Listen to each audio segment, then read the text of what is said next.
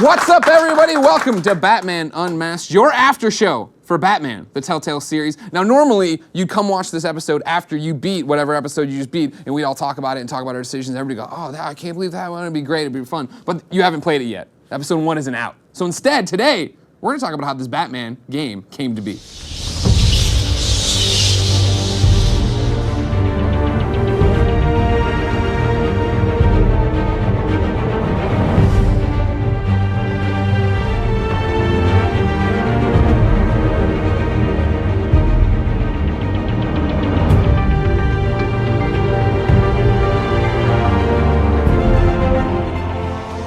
So I'm Greg Miller from KindaFunny.com, and this is Tony Guerrero from Comic Vine and GameSpot. How are you, Tony? Pretty good. How you doing? Good. Now you're here because you know a lot about Batman. You like the comics. I do. Yeah. Did you? Who is Batman?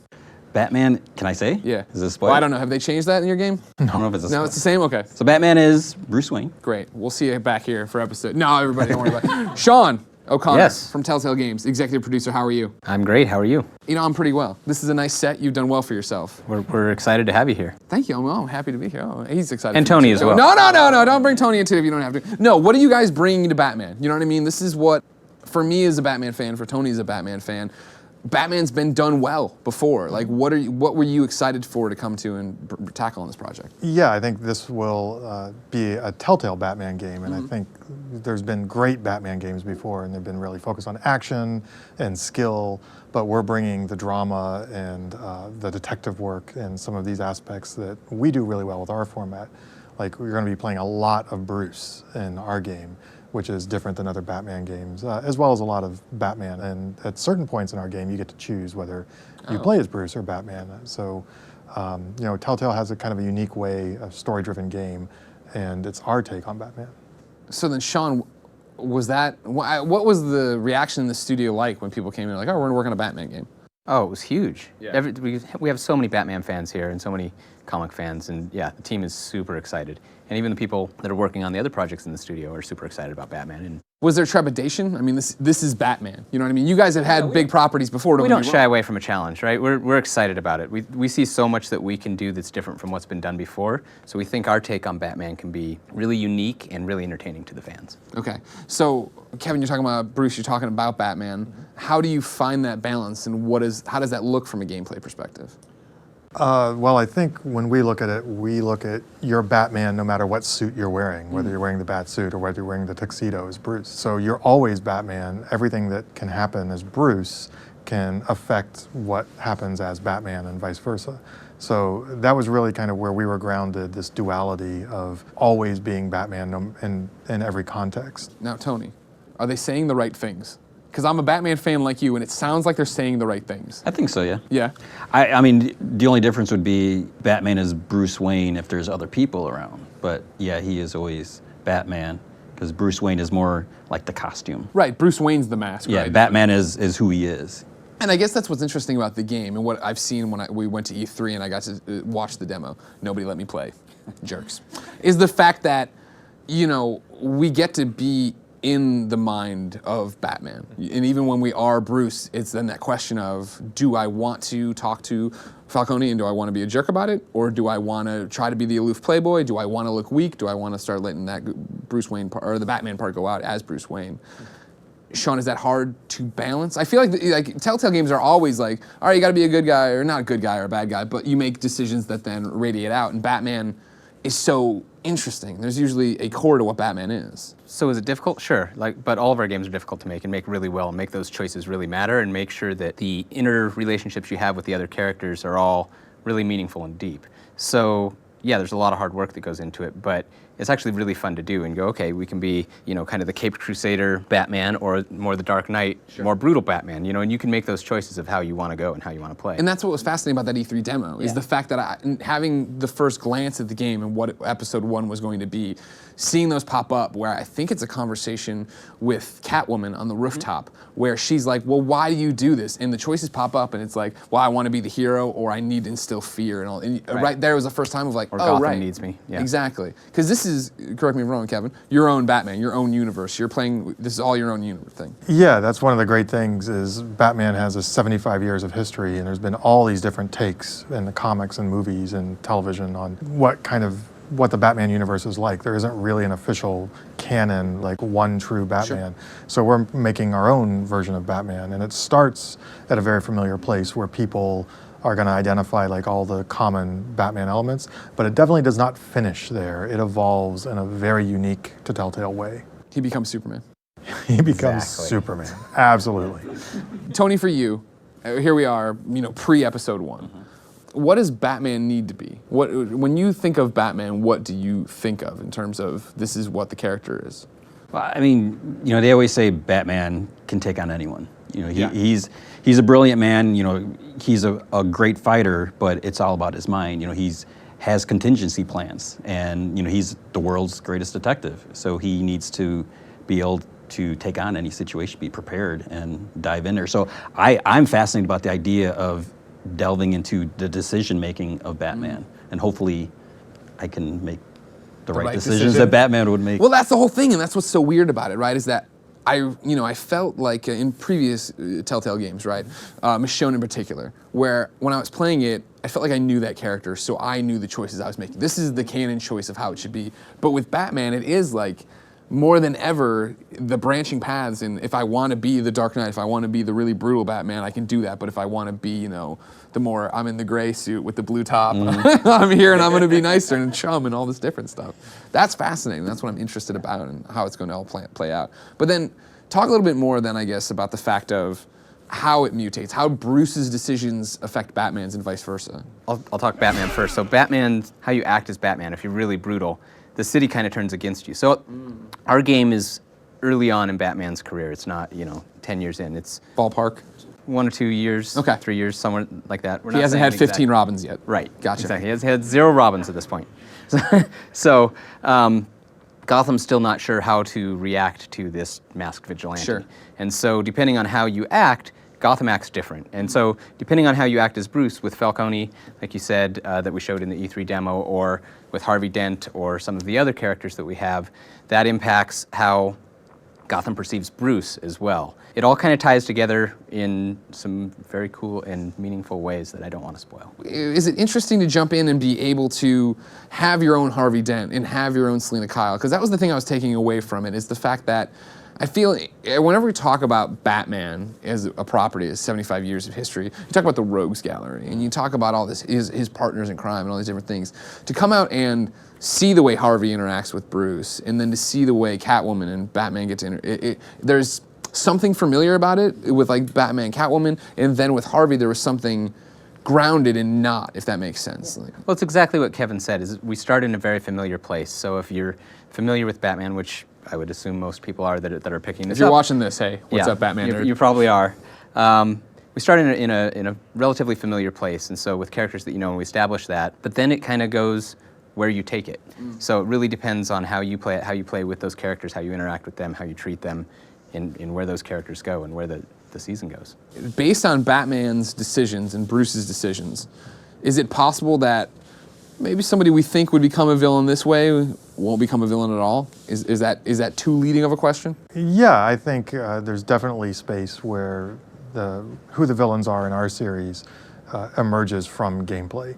So you may choose to do something that keeps Harvey, kind of leans into the good side of Harvey, but at the expense of your relationship with Vicky and things like that. Kind of in a Telltale game, there's no right or wrong answer to stuff. You're just making a mess of yourself the whole time. There's just different consequences. So then, Sometimes good, sometimes bad. I mean, my question for you guys was then, how did you sell DC on letting you do that? Like from when I think of DC, I think of them protecting their characters and like protecting their toy box. Are they getting better about that? They're fantastic to work with. Yeah. So the way we've kind of approached is we've thought of what we want to do, and we go talk with them, meet with them, and they're really open to us building our own Batman story and not just adapting something that's out there. So we're not trying to adapt any Batman story that's out there. We're building our own Batman story and our own Bruce story. And so they're really open to that. And they are super excited about some of the stuff that we're doing. They're like, I can't believe nobody's thought of that before. They've actually said it to us. I'm like, 75 years, nobody's done what you guys are doing. So there's some really cool stuff that's going to be surprises in there. Tony, does that surprise you?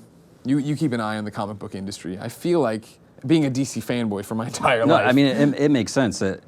I could see them being very protective, and and there should be certain ground rules. I am a strong, I believe Batman shouldn't kill. Yeah. I don't think he needs to, because the death of his parents is that was his driving force.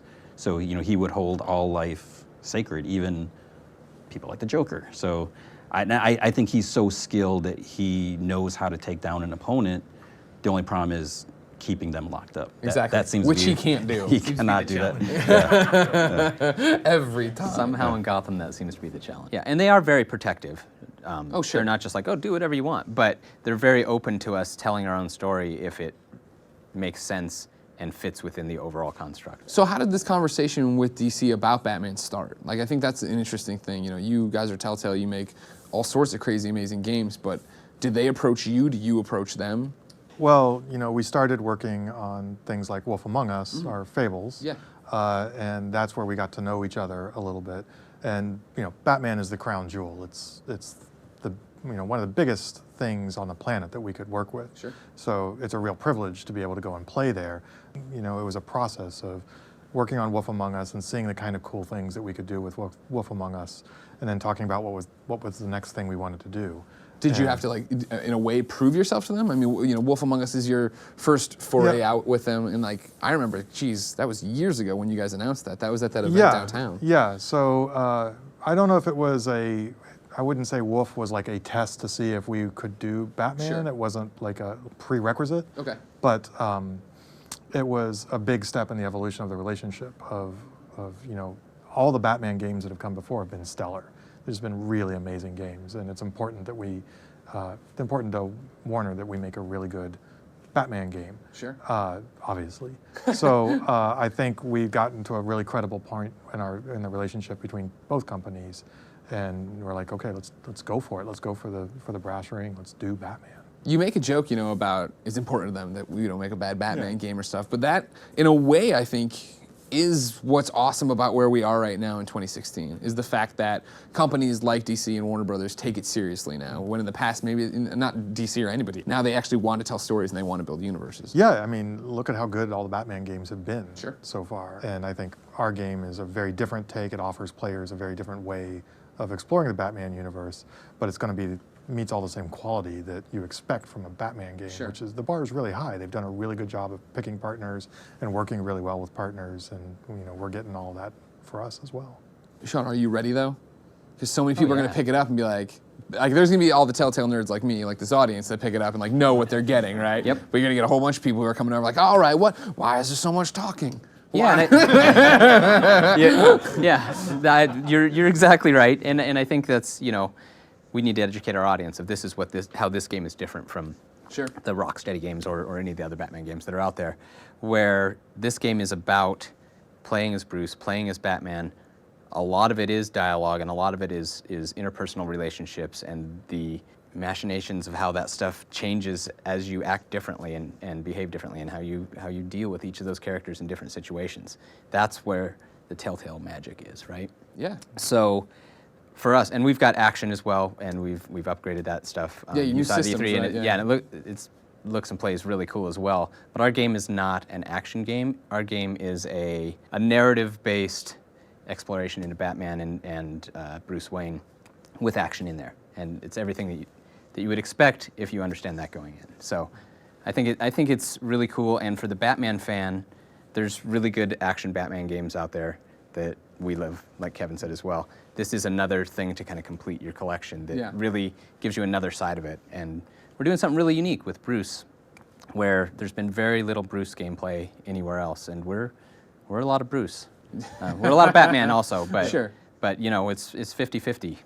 Well, that's what's so exciting. I mean, I don't know if you can talk about it as a comic book fan too, but as a comic book video game fan, is the fact that there can be different properties in the same, or there can be different games, I guess, in the same property, but it does get to come out and it's not doing the same thing. And that's not what we wanted to make either, because it's not our strength. Our strength is what we do, and with the narrative and really those deep personal relationships and deep interactions there and how it changes.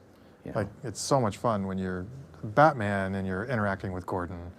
We come in as Bruce, and you are right there with Bruce. You know what happened while you were Batman. but Gordon thinks he's talking to an entirely different person Yeah, an at this idiot. point. Yes, The right? relationship's different. Oh Yeah. yeah, I'm sure, right? And it's so much fun to sit there with Gordon as Bruce, and when you have the option to make little jabs at him, like that are kind of, you're in the know, you get this duality, you get the real Batman experience, which is Gordon is a completely different Gordon when you're in the suit than when you're Bruce. And you can have fun with that. It's a really rich space for us to play in. Is there always just an option though? Just tell him you're Batman. Yeah, yeah. Just It's tell him. just the tell I'm him Batman button. Yeah. Oh my gosh, I had no Instead idea. of the silent option, we've just got I'm Batman. Yeah. Game ends, credits roll, you're arrested on the scene. Done and done. Tony, why do you think Batman is as big as Batman is? I guess that he's so popular because he's the most relatable. He's just a human guy, and his only superpower is being Batman. He trained as a kid. He trained himself. Yeah. And he made himself the ultimate fighter, the ultimate detective, and that's what he's dedicated his life to, is to prevent what happened to him as a child, that trauma. He doesn't want anyone else to have to deal with that. Yeah. So you can't not like a guy that wants to do that. He's a good guy. So Yeah, exactly. Yeah, he's a good guy. Why not give him a shot? sacrifice his life for everyone. So then, for you guys, like, is that how you come at it? Like, did you have to interview people? Did you all come into a room and talk about what Batman is to you and how that would play out in this game? Yeah, we all got around with people at Telltale and people outside of Telltale and really kind of dug into, like, because there's so many different takes on Batman. Which kind of Batman do we think is the most interesting and most compelling? And we definitely like everything you talked about, but we also like that Batman is this kind of dark, like there's a little bit of crazy in there. Like he's kind of broken. Yeah, just a bit. If he's gonna dress up as a bat and run around. Exactly, and that makes even his friends, Alfred and everybody, a little nervous, and people are trying to look out for him while he's looking out for everybody else, and it's ultimately kind of a lonely space to be in. So he's super heroic, and he's got all of these skills, and he's really motivated. But there's also this dark, kind of broken side to him that affects everything about him, and we let you explore that, kind of the more emotional side of that in our game. When that's one of the things that we do really well. So that's one of the things we really lean into our version of Batman. And then I guess I'm gonna stick with you for a second, all right? Is that okay? Sure. Hold my hand for a second. You're the big cheese at Telltale. Yes. You've been around a long, long time. Long time. Yes. You're very old. I am, yes.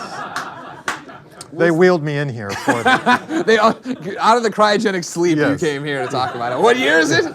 A question for you would be: when you in the early days of Telltale, did you imagine this was a possibility that you'd be working on Batman? Oh, we always aspired to be able to work on things like Batman. Sure. I think it's pretty much like pinch me that we're actually working on Batman, because it is so huge and it's such an important thing in popular culture.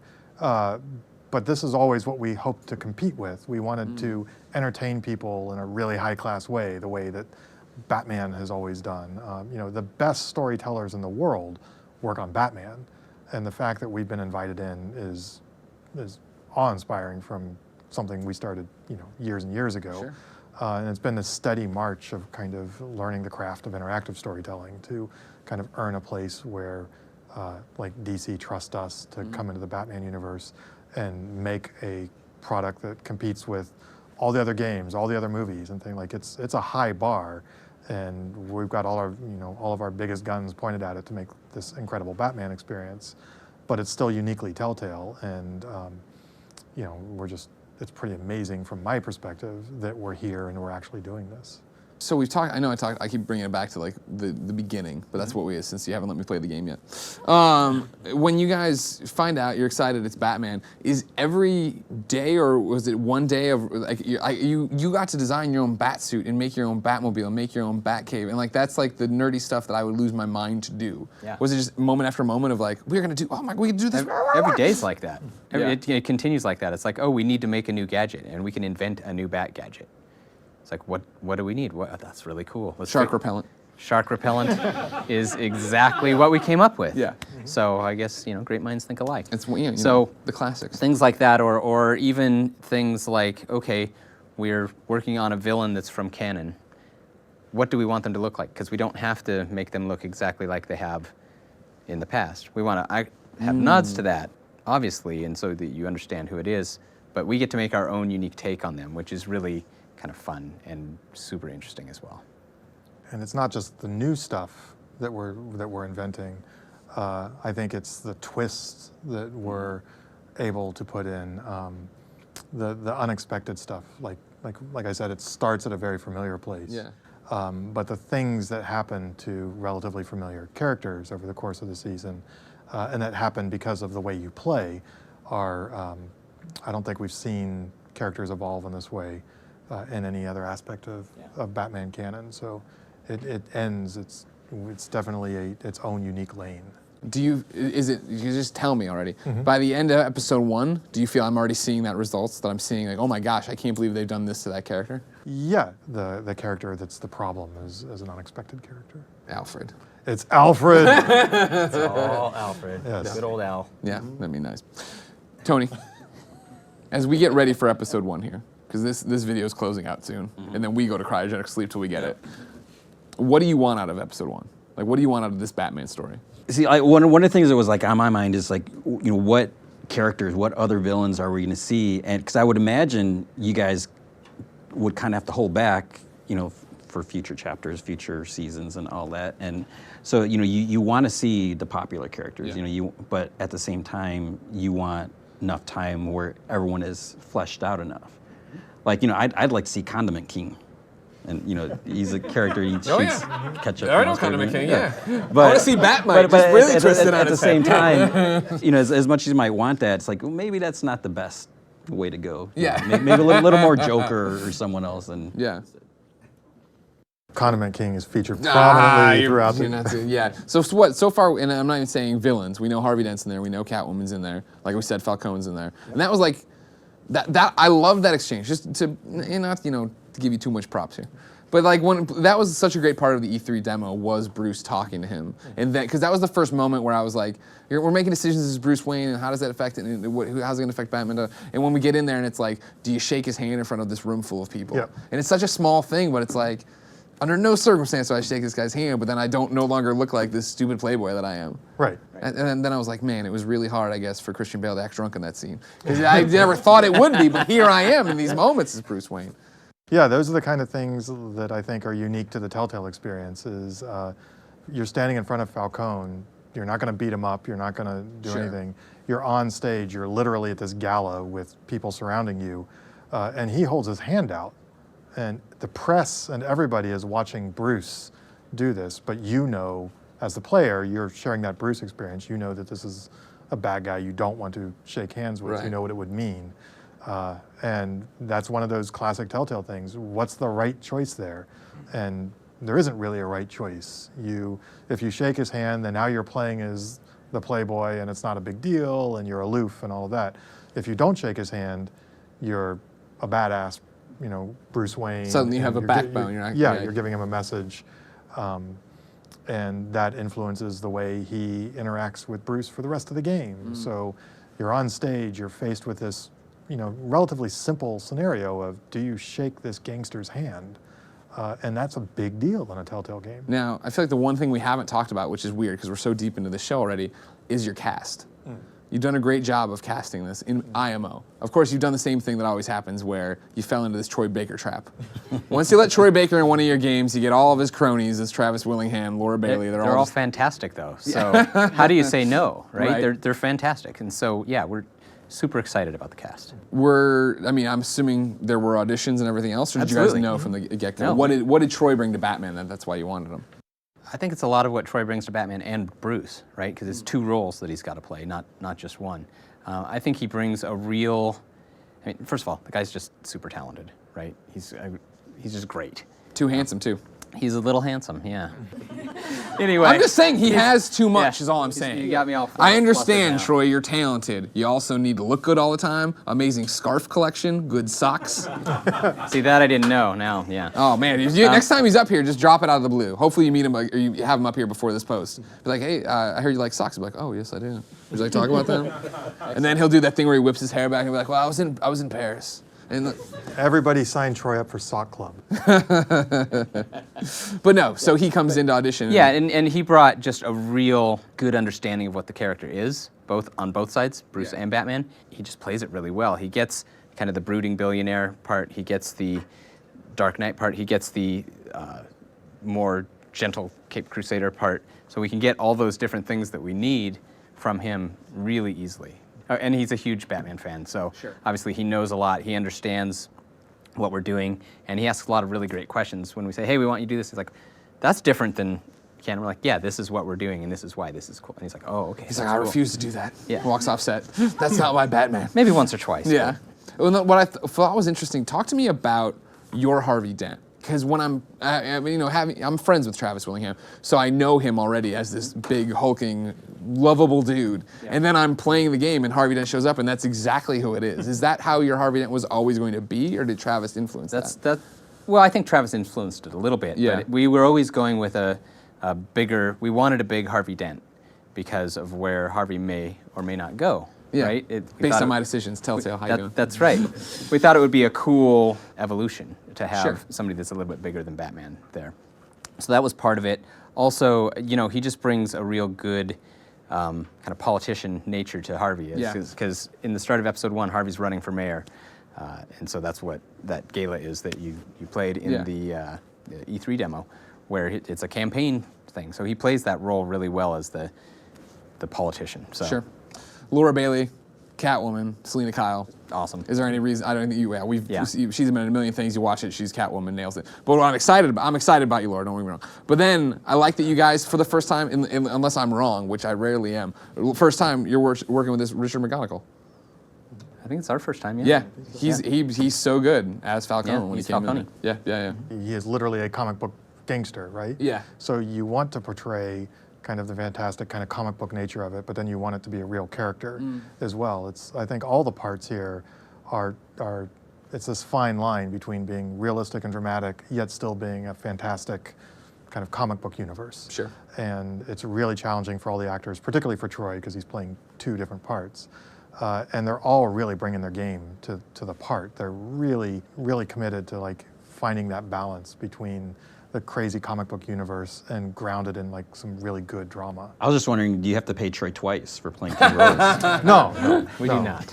You should be his agent. You could have done But we have to book him for a lot of hours because he he's got a makes ton us of do them in lines. separate sessions, and he dresses differently each time, which is Before we wrap up, any questions you have for these guys? Burning questions as the Batman fan.